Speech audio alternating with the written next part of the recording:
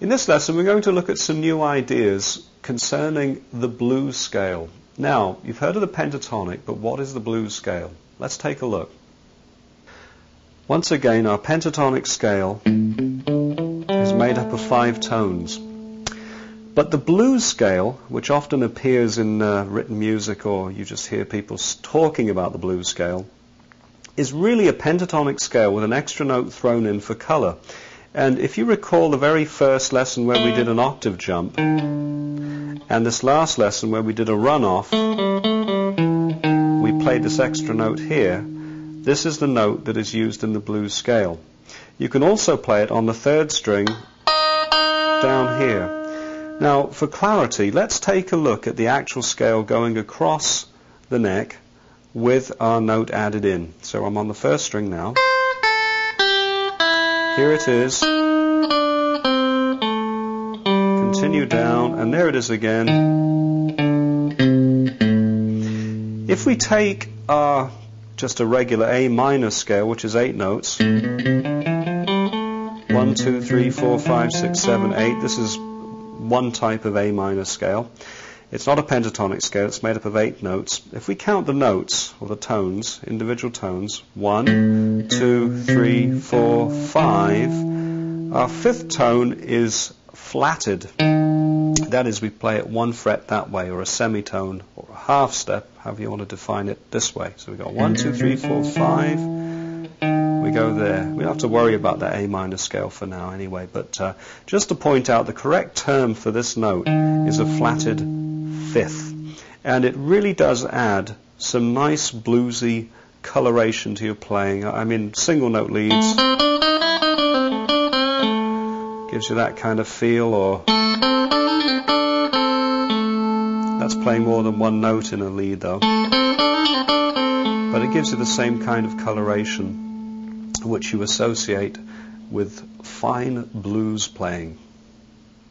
Now, just for a nice little break, we're going to look at some 2-note chords which can be used while you're playing leads. Once again, these add a lot of color, and they do break up the monotony of constantly playing single notes. They're usually quite dynamic sounding though, and most of them, I would have to say, are very easy to do. I think we'll start off with the toughest one, although it really isn't that hard. We start with a little mini bar on the 1st and 2nd string, 5th fret, and we move back and we actually hit those 2 strings with the pick. So we do a downstroke, we move back to the 4th fret, we do a downstroke, and just to begin with, let's make it simple, we hit the strings and slide up. But we want to slide almost instantaneously, otherwise there's a bit of a lag between the 4th fret and the 5th. We want, and if we do repeated rhythms with that slide, we get a familiar late 50s rock blues sound. Now, I've made it look easy, but actually to cycle these round and round, it is quite easy to lapse into what you don't want to do, which is it's a real flick almost of the finger. It moves back very fast and flicks and slides back to the 5th fret,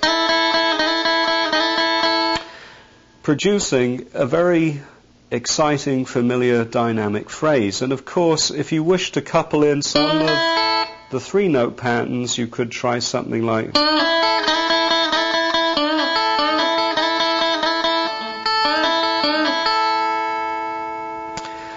Now, let's take a look at some other fills that are a little easier. While we've got our 1st finger on the 5th fret, 2nd string, we can extend our little finger to the 8th fret, 1st string, and we strike those 2 with the pick. Makes a nice little chord. And you can create a nice little effect with that flatted 5th. Remember this note here? Of course, played on the 2nd string, not on the 3rd down there, but it is the same note. So let's not get confused. So set it up again. 8th fret, 1st string, 5th fret, 2nd string. Drop the 1st finger back, hit the two together and simply slide up. Creates a nice effect when you're jamming, particularly in a blues style. Now, about here on the 5th fret, while I'm in this position, I may as well show you this one. On the 3rd and 2nd string, we bar at the 5th fret, and we hit these two strings, and we get a nice effect there. Often you can follow that through by landing on the root note on the 4th string, 7th fret. That kind of thing. That was just a little mixture as a demonstration for you again.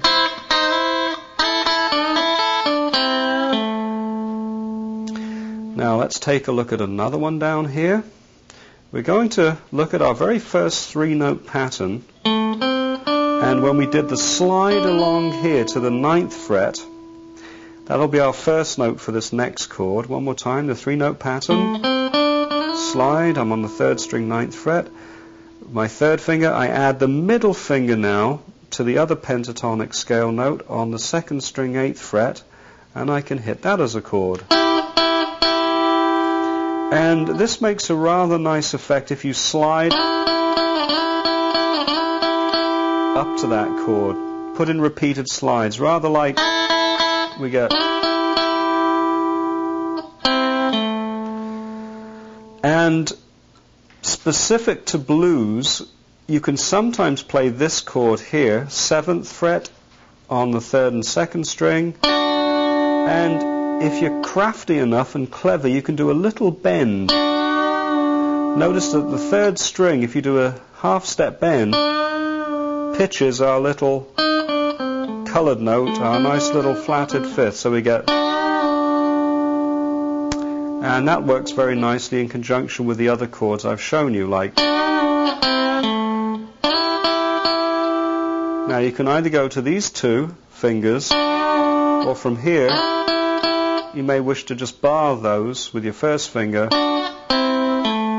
and go back like that.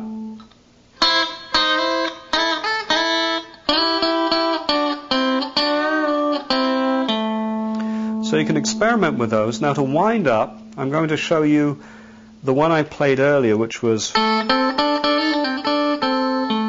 this is a very nice one, but quite tricky to do, mainly because you've got a bar on the 5th fret, 1st, 2nd and 3rd string. You put your 4th finger down here, 7th fret, and you actually, with the pick hits the 4th string and your finger plucks the 1st string to produce a chord. You then lift off and hit the 3rd and 1st string, then you place that finger down on the 7th fret, hit the 3rd and 1st again. Now this is tricky, you hit the 2 notes again, that's the 3rd and 1st string, and do a hammer-on and pull-off combined. Remember we looked at a hammer-on and a pull-off earlier on in the lessons. And then back, and then wind up with a single note. So I'll just play that one. Or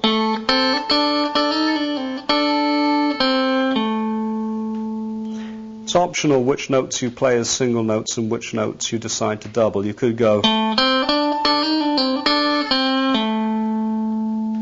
When played fairly fast, it has the effect of sounding like 2 guitars, which is quite cool actually. Some more easier 2-note chords can be had on the 1st and 2nd string.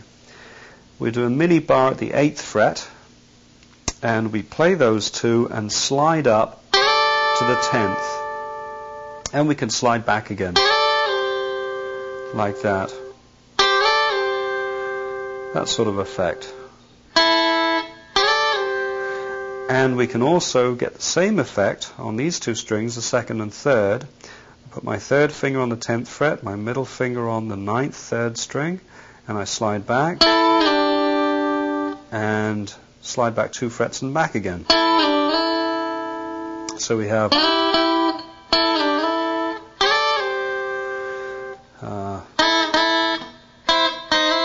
just throwing in some of the others. And then while I'm down here, we can do the same kind of thing we just did down at the top on the first and second string, but on the fourth and third string, we do a little bar, we hit the 2, slide up, and possibly slide up and back. And for good measure, we can throw in a note from the scale. 5th string, 7th fret. Again. And we can also play that note one more time, 5th string, 7th fret. We can hit the bar and hit 2 strings, the 4th and 3rd string, and do a hammer-on and pull off on the 4th string. Now I'll demonstrate all these with some backing blues music. I'm going to demonstrate these little chords for you now with some blues backing.